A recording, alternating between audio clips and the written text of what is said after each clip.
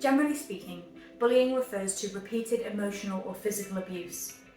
In the workplace, it often refers to a person or group of people deliberately undermining, belittling, or intimidating another or others.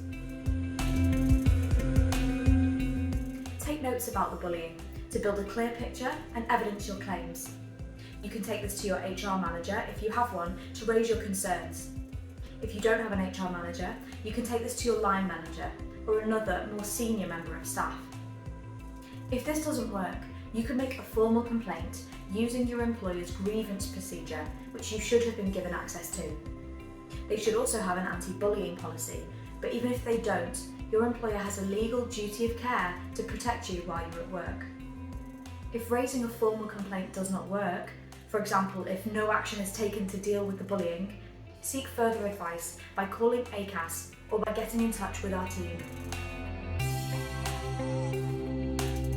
Bullying is not a standalone employment tribunal claim, so you can't take legal action against your employer for it.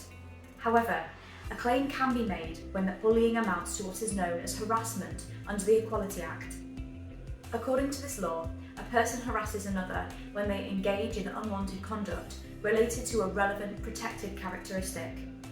The unwanted conduct has the purpose or effect of violating someone's dignity or creating an environment that is intimidating, hostile, degrading, humiliating, or offensive. It is important to note the stipulation regarding relevant protected characteristics: age, disability, gender reassignment, race, religion or belief, sex and sexual orientation.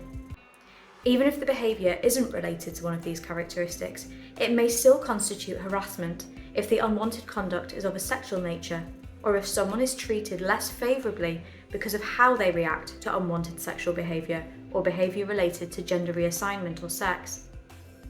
If a colleague is harassing you, both they and your employer are responsible. Although it's important to seek advice, such as speaking to someone from the Work Rights Centre, before deciding whether to make a claim against one or both of them, as there are pros and cons to each approach. Most people are covered in some way by the Equality Act, even if they don't have a written contract.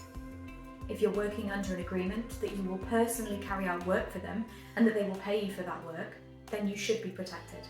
The same goes for employees, apprentices, and 0 hours workers. Some self-employed people and freelancers are covered, but volunteers and those working illegally are not. But remember, everyone has the right to go to work in a place that treats them fairly and with dignity. If you would like to know more about your rights at the workplace, please contact us at the Work Rights Centre.